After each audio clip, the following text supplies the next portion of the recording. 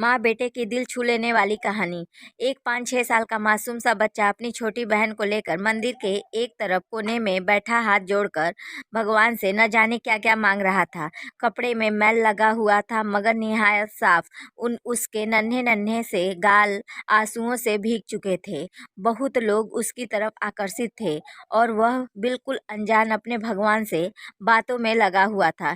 जैसे ही वह उठा, एक अजनबी ने उसका नन्हा सा हाथ पकड़ा और पूछा, क्या मांगा भगवान से? उसने कहा, मेरे पापा मर गए हैं, उनके लिए स्वर्ग, मेरी माँ रोती रहती है, उनके लिए सब्र, मेरी बहन माँ से कपड़े सामान मांगती है, उसके लिए पैसे। तुम स्कूल जाते हो? अजनबी का सवाल स्वाभाविक सा सवाल था। हाँ जाता हूँ, उसने कहा।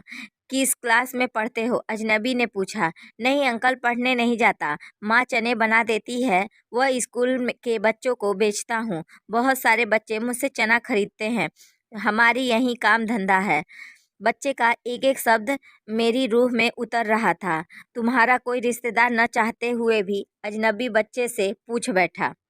पता नहीं, माँ कहती है गरीब का कोई रिश्तेदार नहीं होता। माँ झूठ नहीं बोलती, पर अंकल मुझे लगता है मेरी माँ कभी कभी झूठ बोलती है।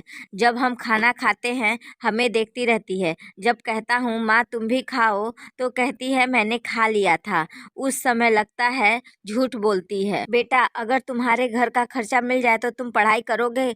बिल्कुल नहीं, पढ़ाई करने वाले गरीबों से नफरत करते हैं। अंकल, हमें किसी पढ़े हुए ने कभी नहीं पूछा, पास से गुजर जाते हैं। अजनबी हैरान भी था और शर्मिंदा भी। फिर उसने कहा, हर दिन इसी मंदिर में आता हूँ, कभी किसी ने नहीं पूछा। यहाँ सब आने वाले मेरे पिताजी को जानते थे मगर हमें कोई नहीं जानता। बच्चा जोर जोर से रोने लगा। जब बाप मर जाता है तो सब अजनबी क्यों हो जाते हैं? मेरे पास इसका कोई जवाब नहीं था। ऐसे कितने मासूम होंगे जो हसरतों से घायल हैं। बस एक कोशिश कीजिए और अपने आसपास ऐसे जरूरतमंद यतीमों बेसहाराओं ढूंढिए और मदद कीजिए।